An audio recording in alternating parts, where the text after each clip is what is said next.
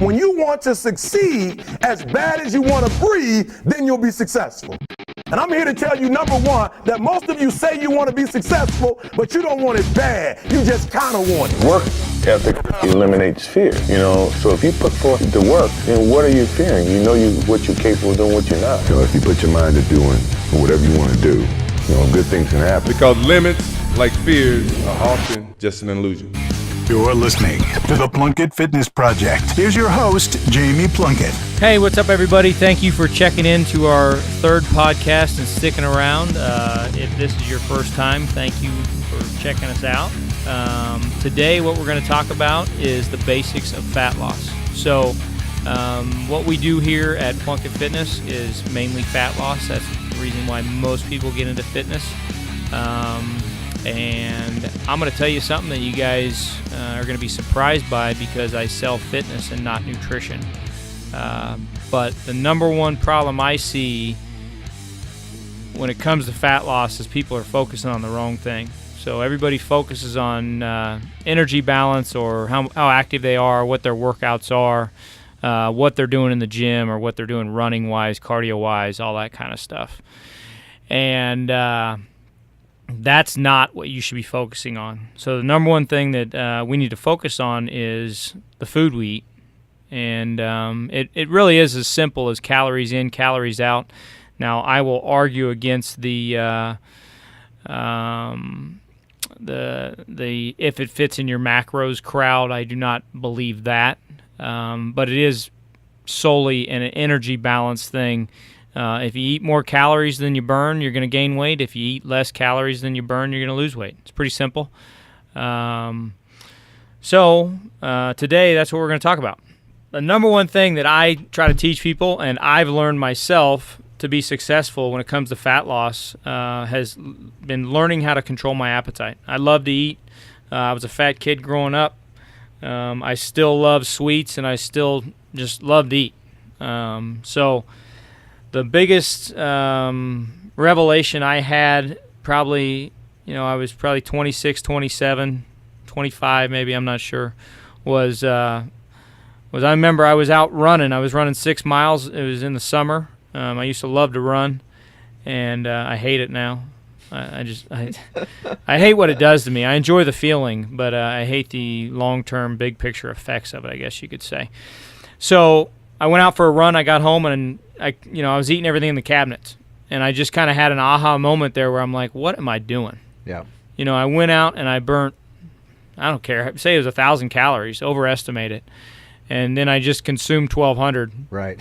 Because I kicked the shit out of myself, essentially. Yeah, when you feel like you need it at that point. When you're out, yeah, it's a lie we tell ourselves, right? Yeah. But, and I think we do that in multiple areas of life. But I think one of the best things you can do in anything, and actually the book I was just telling you about, is being mindful of your situation and just coming back. What it talks about is coming back to breathing. So it talks about coming back to a calm state where you're just living, essentially. I know that sounds crazy, but slow your mind down, essentially, and assess your situation before you react.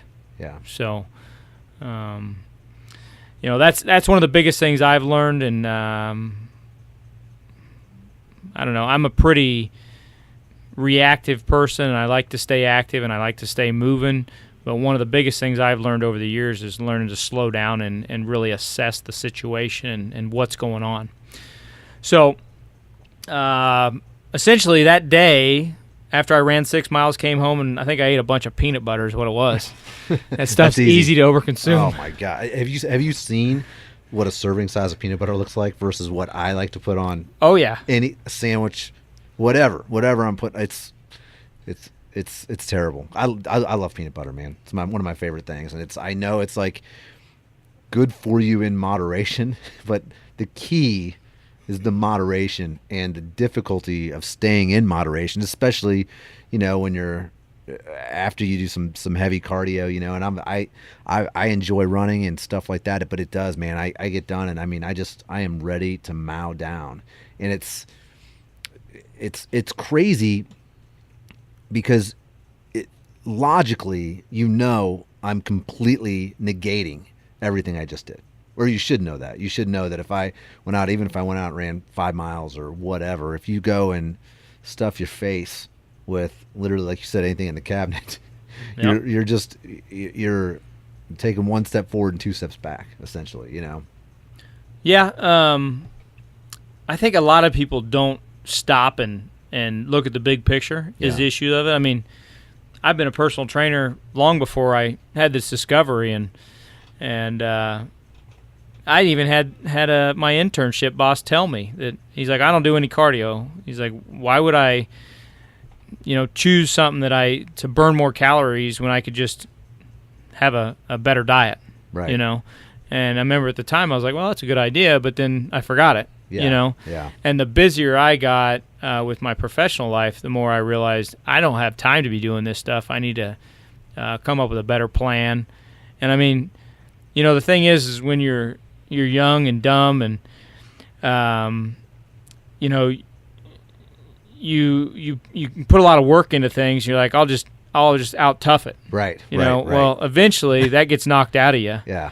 And you got to come up with a better plan than just toughen it out. Yeah, it's the whole working smarter versus harder idea. And that's something that it is. And, we've talked about it. Both of our, we both came from, our dads were very influential in our lives. And it's one of the things, if I would have only listened to my dad, now I tell him I appreciate it. But as a kid, gosh, I don't know. I'd probably be a kicker in the NFL. That's the one thing he told me.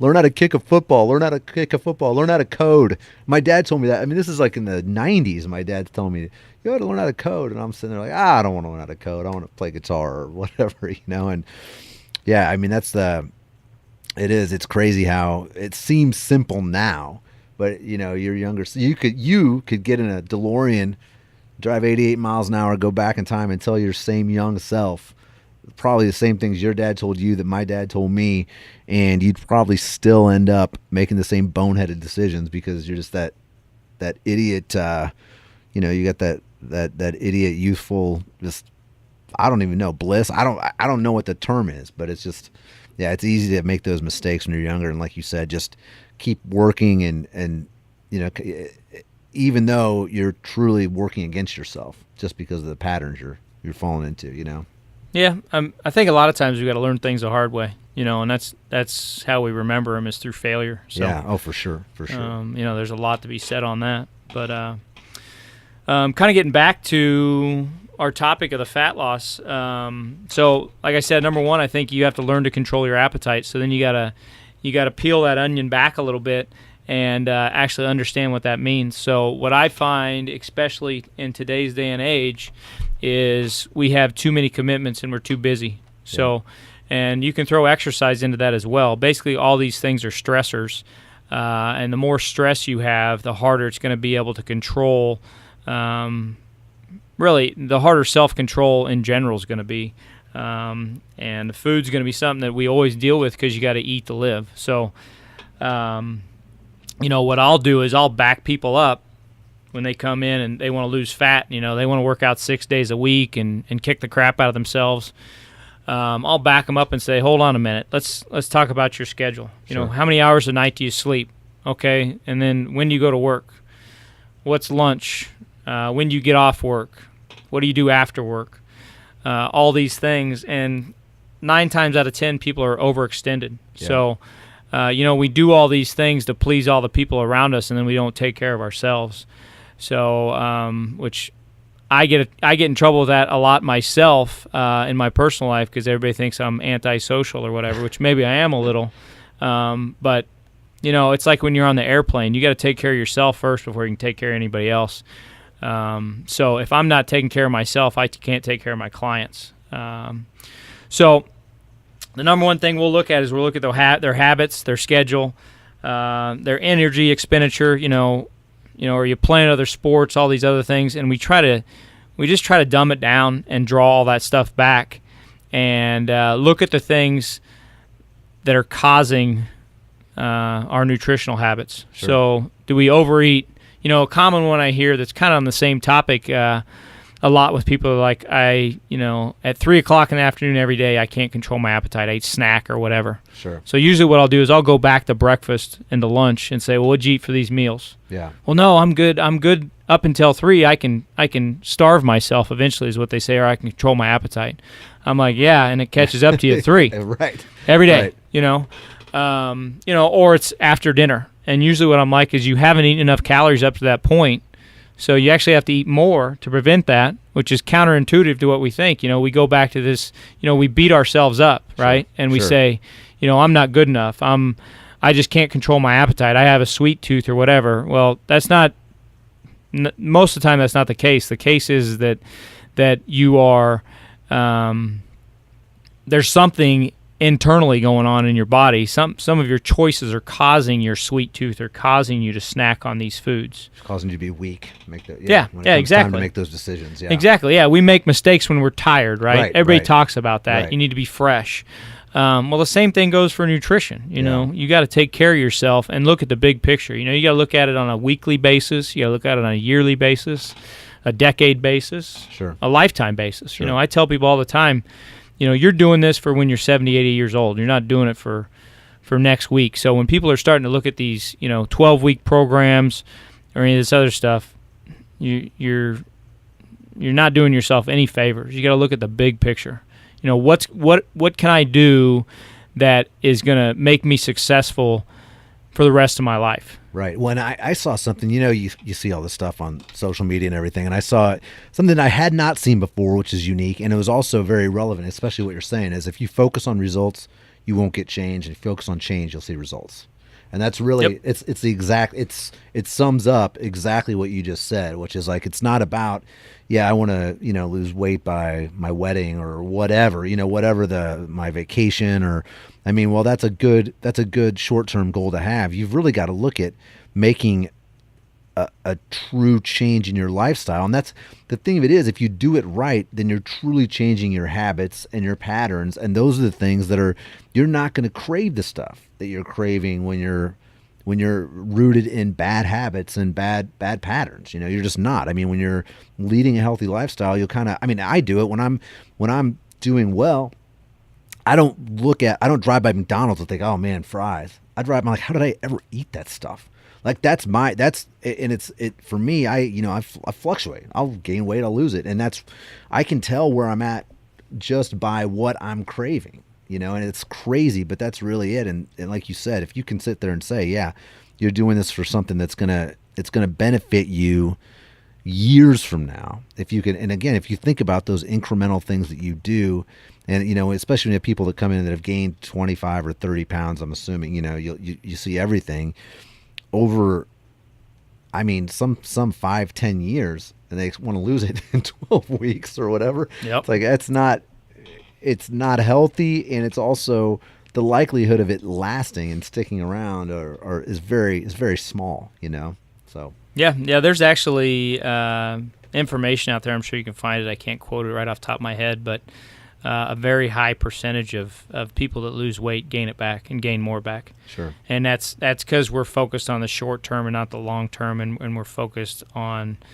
we're not focused on lifestyle behavior change. So, that's the big one. And learn to set yourself up for success so you don't make the mistakes that we make all the time. So beyond that, beyond the mental side of it and the planning side of it and getting that figured out, I would say that is the number one thing. It's, setting yourself up for success schedule-wise, nutrition-wise, having a plan, if you fail to plan, you plan to fail, basically. Sure. So on Sunday, if you work a typical job Monday through Friday, on Sunday, you need to have a pretty good idea of what you're eating throughout the week.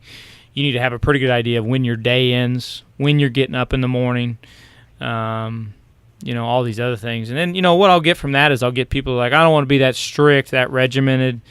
Well, the funny thing is you don't want to be that strict or that regimented, but you are that strict and that regimented with your job. Sure. You're that strict and you're that regimented with your kids, schoolwork. Right. All these other things. So, I think you just have to decide, is it important to you? Yeah. And, some people, it may not be important to them, and that's fine. Like when somebody comes in and they're like, listen, I just want to work out, I don't want to lose fat, no big deal. Sure. Like, that's cool. Sure. We just be honest, But if these are your goals and you truly want them, I think, number one, something we talked about earlier is you got to believe in yourself. Yeah. And I think there's a lot of failure in this industry, and that's because there's a lot of bad messages out there, and people are more interested in your wallet than they are your success.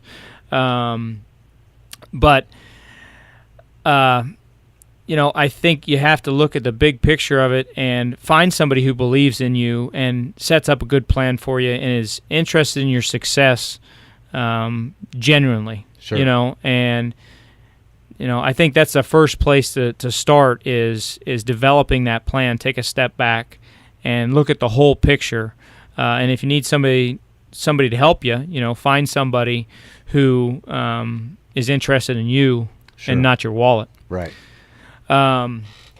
So the next thing we'll go when it talks about fat loss, so we talked about behaviors and planning and all that stuff. The next thing I talk about is food choices. So a real easy one here, when you go to the grocery store, do not stay on the outside of the store, so outside aisle. So basically don't go in between the aisles. And essentially what that means is stay away from the processed stuff. If it's in a box or a can, it's probably not best for you. They've taken it into a factory and they've altered it. They've processed it. And a lot of times what they do is they remove the good stuff, the important nutrients, and they replace it with stuff that makes it easier for them to manufacture so they can make a bigger profit on it. So I try to stick to, vegetables, fruits, lean meats, eggs, some dairy, a little bit, not a whole lot. And basically those things, you can get some carbs in there from rice and oatmeal and those sort of things, but also notice those things they come out of the ground. They haven't been, taken to a factory and altered and then put in a box. Sure. So then after we figure out nutrition, and this is really the order I would do this stuff in. So if you want to lose fat, I would sit down and write out a plan. Number one is write out your schedule and eliminate all the things that you're doing to please other people or that you're doing that are overextending you. You need to be able to take care of yourself first. So figure out that schedule and a plan first. Number two, grocery shop. So, remove all the processed stuff from the house. That's basically what I would do. And then you get people with their kids. My honest assessment on that is make better choices for your kids.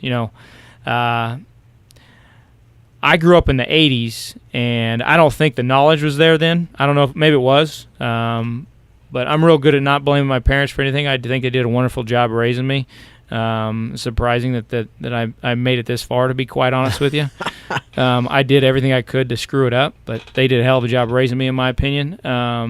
So I'm not the type that'll blame it on them and say, we had bad food in the house, which we did have a lot of bad food in the house, but I don't think there was a knowledge then, is all I'm trying to say. I don't either. And I'm very, I feel the exact same way. I mean, and again, my parents were super young too. So, yep. I mean, my parents had me when they were 22 years old, and they were dirt poor for the first few years of my existence. And I look at, we grew up on a farm. I mean, I meat potatoes every night.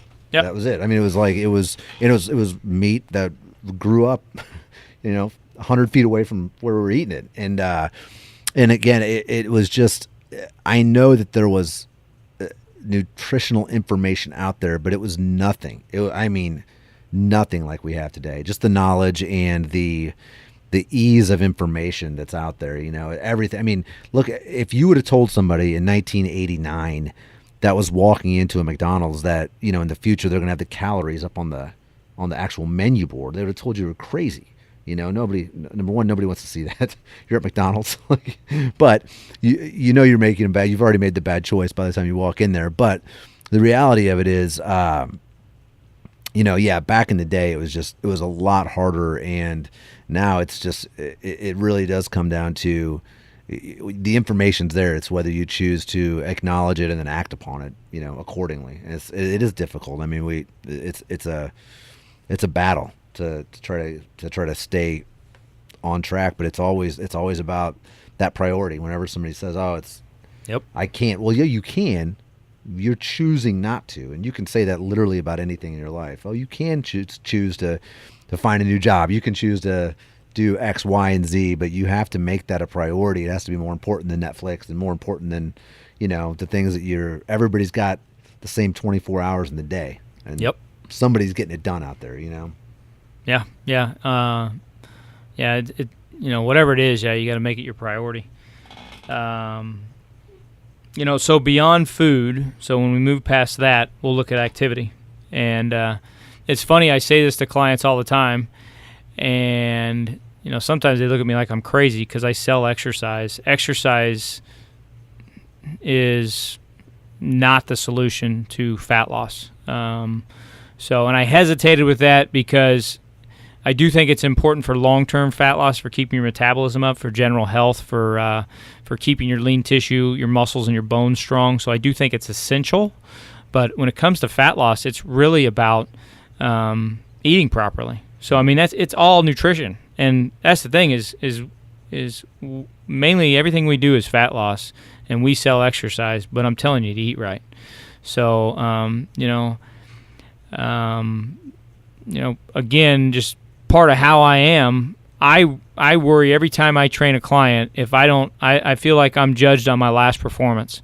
So I think I get fired every single day if I don't show up and perform with my clients. So I think it is extremely important to talk to them about nutrition all the time.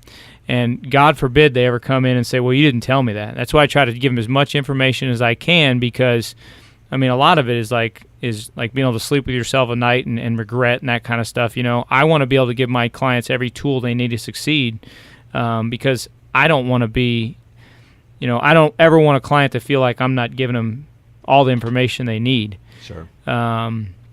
So the next thing we're talking about anyway is activity, and you're investing your time, and people have limited time, like we already talked about. We have all these commitments. So how much time do you have a week to commit to exercise? Most people will say, 3 to 5 hours maybe. Well, you're going to get the most return on investment with weight training with that, and doing the compound movements, the stuff that's hard. So squats, deadlifts, presses, rows.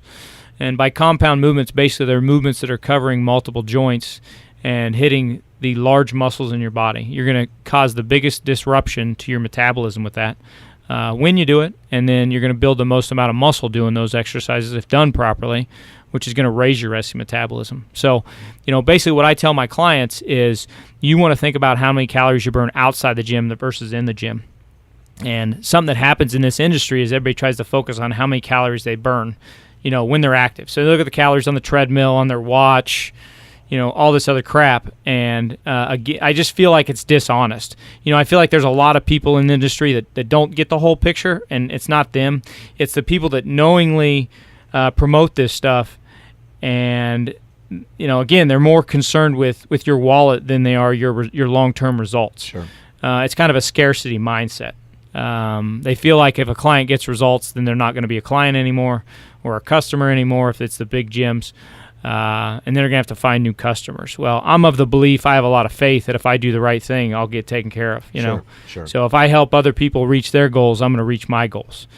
So when it comes to activity, you need to be lifting weights. The biggest thing is aging. One of my goals in life is to live to be 100 years old. Who wants to die, right? So lifting weights to me is the fountain of youth, and I don't think people have come around to realize it as much. There's a lot of people talking about it, but weight training to me is essential for every single person. Doesn't matter if you're 10 years old, building that foundation and learn how to move properly, or if you're 90. It's never too late to start, and to me it is something that'll keep you mobile and strong and keep you alive, really. Yeah. So when it comes to activity, you need to find a good weight training program, essentially. You need to find somebody who's going to have you working with free weights if you can, and they need to modify it for you if you can't do things properly. So a lot of times what we'll do with clients is we have all of our clients squat. And a lot of clients can't squat, just, without having something to sit down on. So I'll have clients, they come in, that's what they start with. They sit down, they stand up. Yeah. Sit down, stand up. Yep. We make sure they're out of pain. We make sure their back's safe, their knees are safe. That's another thing. People think, well, my knees are bad, my back's bad, whatever. I've been doing this for almost 15 years. I got to tell you, there's maybe only one or two people I've ever consulted with, who I said, you know what, you're probably right. You shouldn't be doing these things. Right. You know, a lot of times the aches and pains we have are due to improper movement or you know, something we could have fixed earlier, you know. Sure. So then beyond activity, so we're going to lift weights, we're going to eat unprocessed foods. You got to look at the big picture energy balance. So again, I'm talking lifestyle again, so I'm kind of repeating things here. But you got to look at, you know, you can't look at the results I'm going to get in 12 weeks, the results I'm going to get in 4 weeks, 6 months, whatever that is like, is this plan going to get me to where I want to be, image and health-wise, and is it sustainable?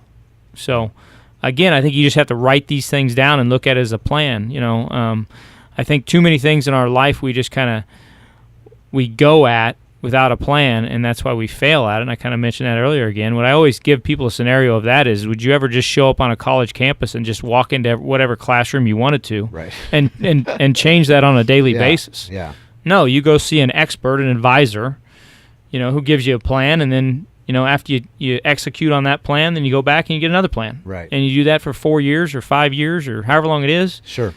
And you end up with a result. Yeah. And then the last thing is, I think you have to be able to measure your results. So, you know, what we do a lot with people is we'll weigh them every week. The number on the scale is not important, but what we're doing is we're measuring success. We're making sure that we're doing our job. Right. So So you need to have a way to make sure you're moving in the right direction. Are you getting stronger? Are your clothes fitting better? Are you looking better in the mirror? Is the scale moving in the right direction? You know, all those things. You know, and I think, you know, ultimately the big picture of all this is figuring out a plan and something that's sustainable and that truly gets you to your goals. I think a lot of times, I think we mentioned on the last podcast, a lot of times people settle for not getting results because they think it's their genetics, or they think that they can't do it. And I think I believe that's because there's a lot of people out there peddling, you know, things that don't get people results. Sure. So, you know, I think you got to find an expert that knows what they're talking about, that has, you know, good testimonials, clients that have gotten results, and, you know, execute on that and find something you can do the rest of your life. I think that's great advice, because 12 weeks is great, but if that's the end, you're gonna be right back where you were in a fraction of that time. You know, it's got to be a lifestyle change in order to actually, you know, in order to succeed, look for real succeed. You know. Yep. Yeah. Yeah, and I mean, something else I think people have to understand with this is you're going to have peaks and valleys. Sure. You're going to have peaks where you have a ton of motivation and interest in it, and you're going to have valleys where, you know, you get busy, summertime, you're on vacation, whatever it may be, you kind of lose your motivation. But again, I mean, I think you just got to go back to the basics in those times, and maybe you know, draw back on the amount of time and energy you're putting into it, but still sustain a manageable level for maintenance, you know. So still go work out, you know, a couple times a week, still eat healthy, and then when you get that motivation back, you can, you know, jump back into it and you know, continue that lifestyle behavior change. Yep, that's good. It's good advice. Good words. Yeah. Well, that's about all I've got for today. Do you have anything else, Ryan? I think it's been I think it sounds like a lot of good stuff there, and a lot of times, again, people they would rather work off you know, it's an easier idea, I think, at least for me, to work off excess weight as opposed to controlling your intake.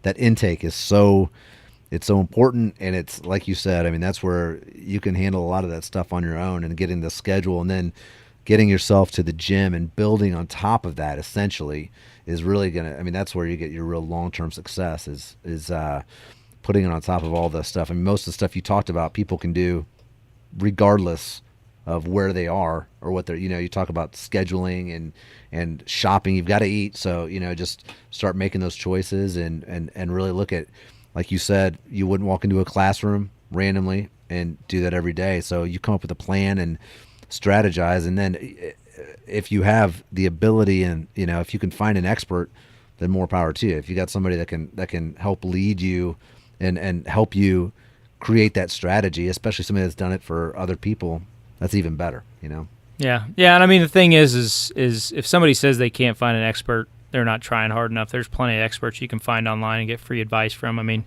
you can sign up for our emails or follow us on Instagram, or you can even come in and do a complimentary fitness assessment with us, and we'll give you advice. You know, I mean, to me, that goes back to what I was saying. Like, you know, if somebody sits down in front of me, I'm going to give them every tool I can to succeed, whether they sign up as a client or not. Like, that's my responsibility in this profession. Sure. You know, but I think one more thing I want to touch on, and I've already said it multiple times, but the secret to fat loss is there's no secret. Yeah. So the secret is you got to do the stuff you don't enjoy, which is how you're successful at anything in life.